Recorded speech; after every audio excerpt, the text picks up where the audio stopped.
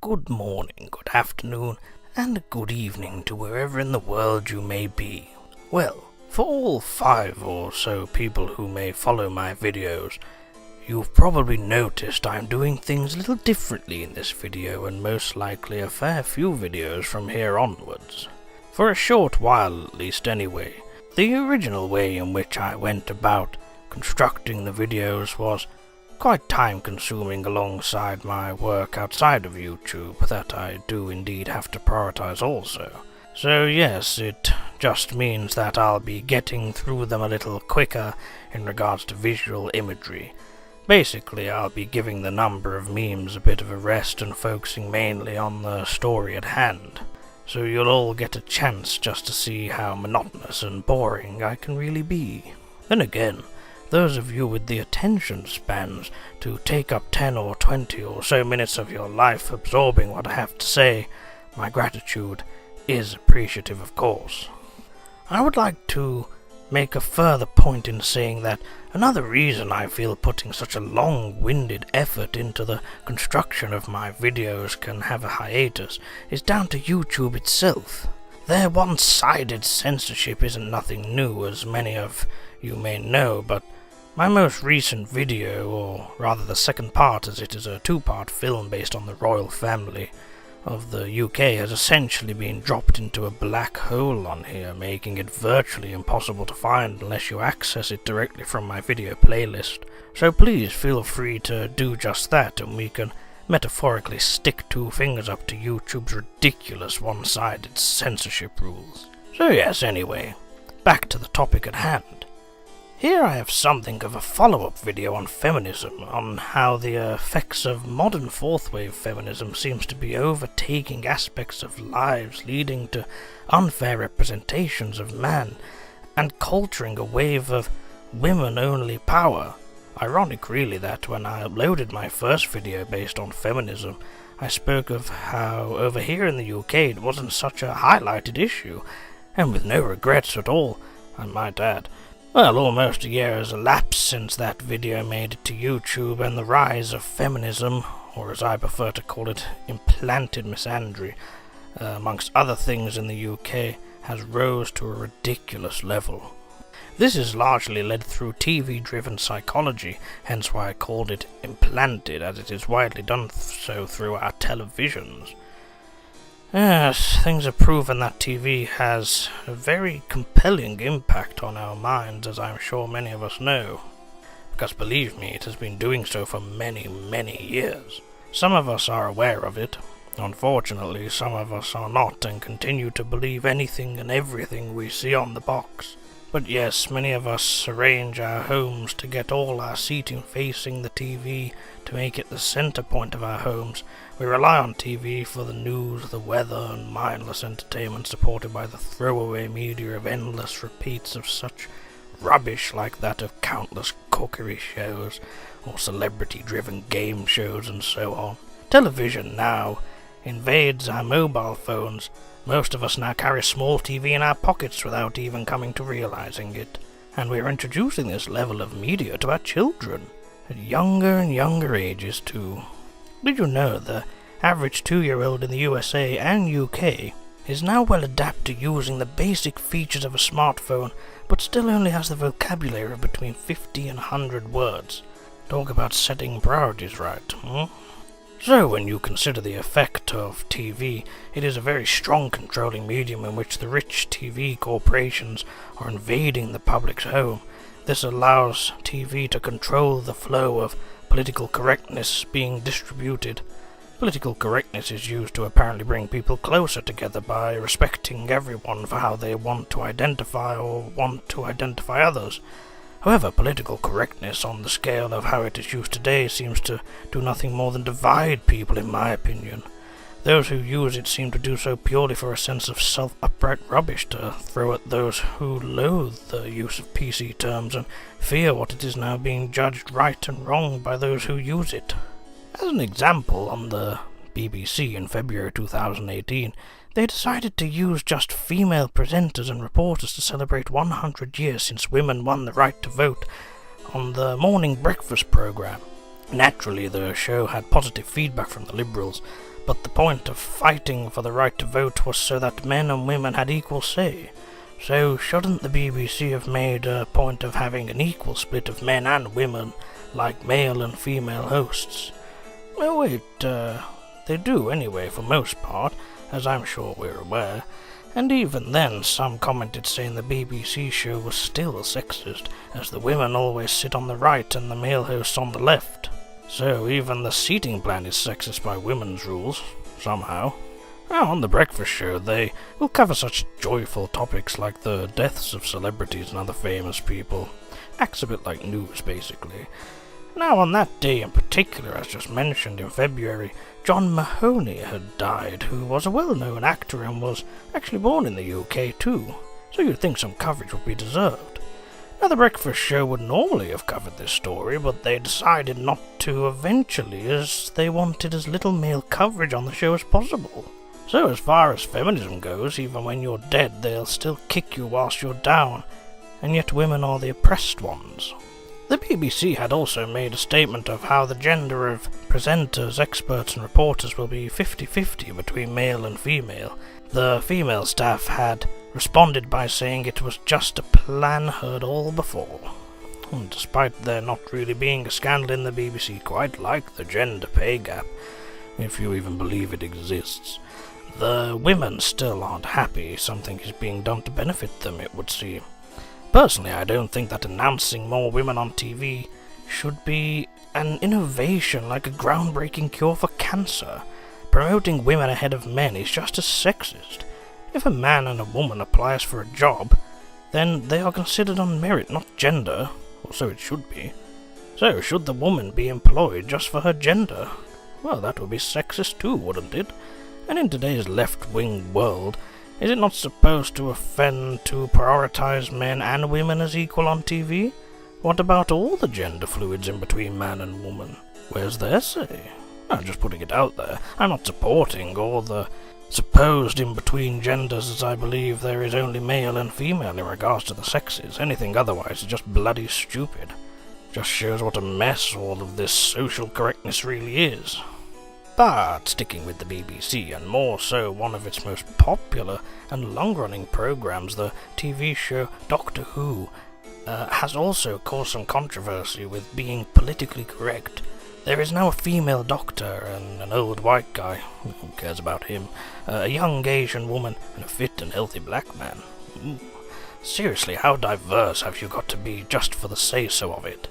To me, it's not the fact these groups of people on TV, like most cisgender white males, I actually don't care. It's just the fact how the BBC essentially rubs it into people's faces that they have this much diversity because they have to. And by having to, women, Asians and black people haven't exactly got their faces on television because of coincidence. They're on TV because companies like the BBC just don't want bad headlines regarding anything about them, even if it is a question of employees. They are not genuinely considering these people out of the goodness of their hearts, based on them not being white, or based on them having talent. No offense intended. It's purely for public image. Some of you have seen one of my previous videos where I touch upon this topic, mainly looking at how television basically humors minorities by including them in ridiculous or simply over-the-top scenarios. It's still just the same now, just that now they have switched their course of action to doing the same with women, always showing a woman to be the hero of the day, women doing all that is brave and right, women fighting against the injustice of terrible father figures, or women standing up against horrible abuse beset upon them by a terrible man, as of course we all are. Well, this is just advertisements. The incorporation of not needed female presence seems to be something that of course is most likely to only become more frequent.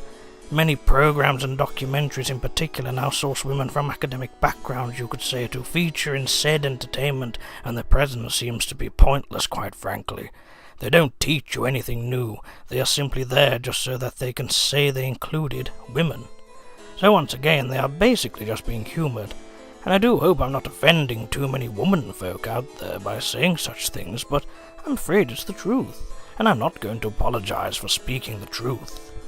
Furthermore, why should I? Look at the amount of adverts that exclude men and only value women, such as advertisements featuring children and baby care. You very rarely, if ever, see a father in such a position. It's always a mother's love approach.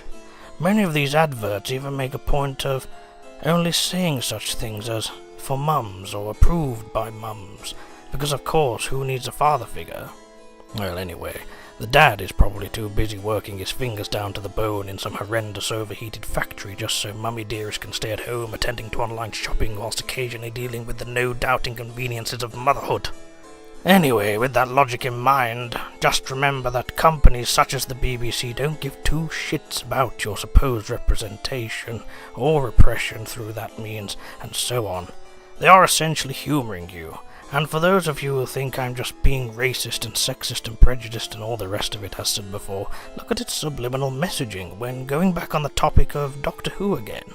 Now, the Doctor's coat has a purple inlay in the sleeves with a green band in the front, which was the representing colours of the suffragettes. In the episode Rosa, the time-travelling team go to pre-segregated America where Krasko, I believe it's pronounced, a white alien male is trying to stop Rosa Parks, inciting the civil rights movement. Naturally, it's the black man who discovers Krasko's racist views and sends him back to his original timeline. There is also the episode Demons of the Punjab, set in the partitioning of India, and whilst not a main theme, it's still subliminal. That the family have to rush about a wedding before the partition happens, as the West will split the country up and divide its people. So do you really think I'm mad? Because here I can see an interesting pattern of how channels such as the BBC are trying to tell us how we should think. And believe me, I know. I've witnessed it enough times that I've been involved in coverage on the BBC on numerous occasions, and behind the cameras it is much, much different. Now, along with news shows, what else is seen on TV? All the bloody time, it would seem. Yes, adverts. Advertising is everywhere, and again, it's a media platform used to brainwash people into purchasing things they don't need.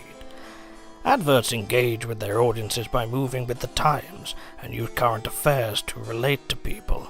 So, for instance, a 1950s advert would only have women using vacuum cleaners, say, or promote a cooking ingredient.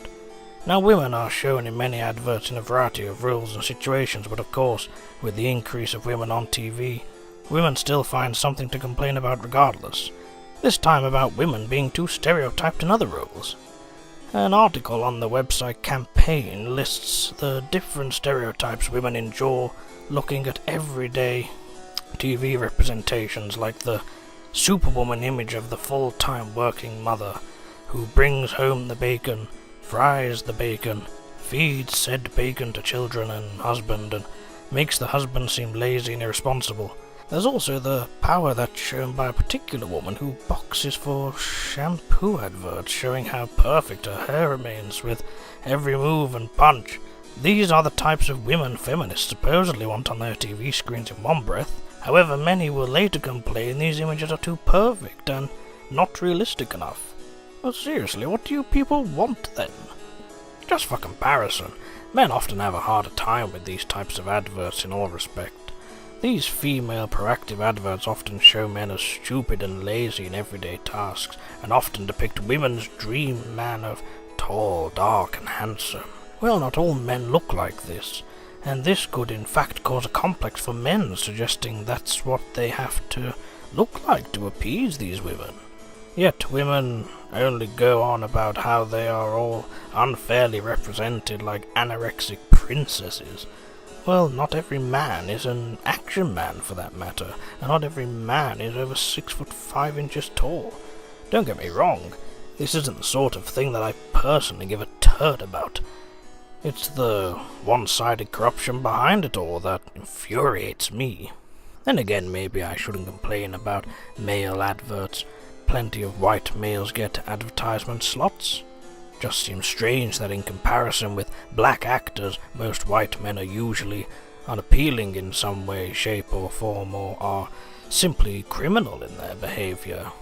Also, As we watch TV, we invite the celebrities into our homes to display their so-called entertainment.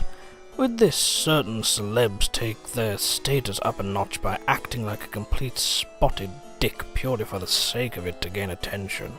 Reality TV seems to breed this selfish superhuman with the rise of dugongs like Gemma Collins. Now, really, she's more known for basically being a fat diva, especially when she was in I'm a Celebrity, Get Me Out of Here, storming off after just 3 days and causing a fuss about her not being paid. Well, when you walk out from a job, you don't get paid, do you? It later emerged that she received a percentage of the wage she was entitled to, supposedly, and she claimed she would donate the $4,800 to charity, Save the Children, I think it was. Now, since the average celebrity gets paid around $110,000, she would have received a lot more than $4,800, let me tell you. And yes, if she got more, then why lie about it? Regardless, anyway. Not a bad payout for 3 days' work, is it?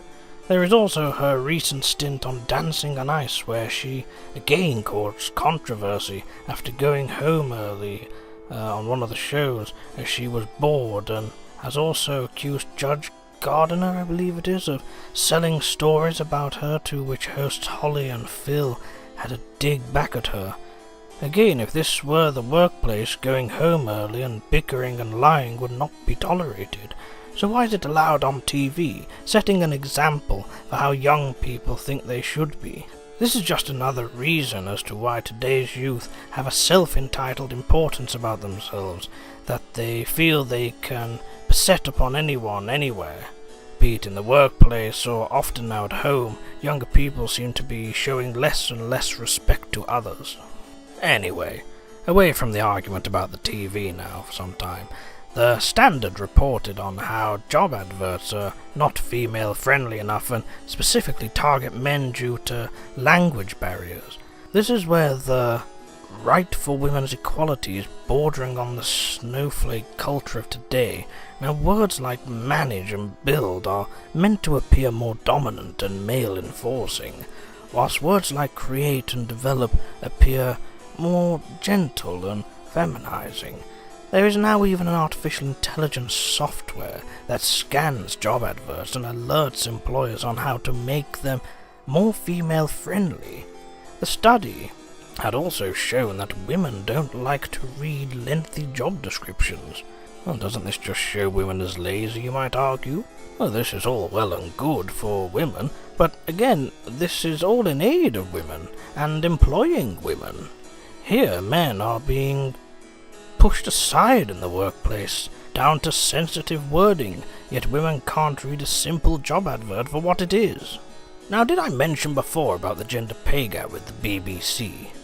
Now, sticking with that again for a while, since this was a big scandal where the BBC was forced to release the pay of all the top-earning celebrities in the UK, government had enforced new fixed penalties to those who did not disclose their gender pay gaps. It is now a yearly requirement in the UK to publish the gender pay gap for all large companies. However, and let's try and get this said and done once and for all, the pay gap does appear to be quite mythical, as the calculations used don't fairly reflect lifestyle choices. I know voices have spoken up about this over and over again, but still it just doesn't seem to sink in, does it? For instance, the government's advice website only considers full-time pay.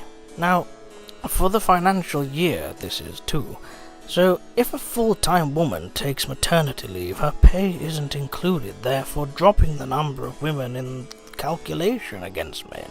Also, certain sectors like engineering, which has a more male workforce, will be fined even though the industry doesn't generally appeal to women. But industries where the women are more dominant, such as retail, say, now they have a higher average pay. Well, this doesn't get any penalty, despite it being sexist against men. So another point for the women's team there to consider. Also, the pay gap works by averages. So, an example, imagine all the staff in a retail shop. All the lower employees, such as shelf stackers and cashiers, get paid, say, £8 an hour, and they are an equal mix of men and women. Then you have 2 supervisors, one male and one female, both paid £10 an hour. And then you have the top male store manager on £20 an hour. So here the average pay for men is around £12.66, whilst for women it is £6.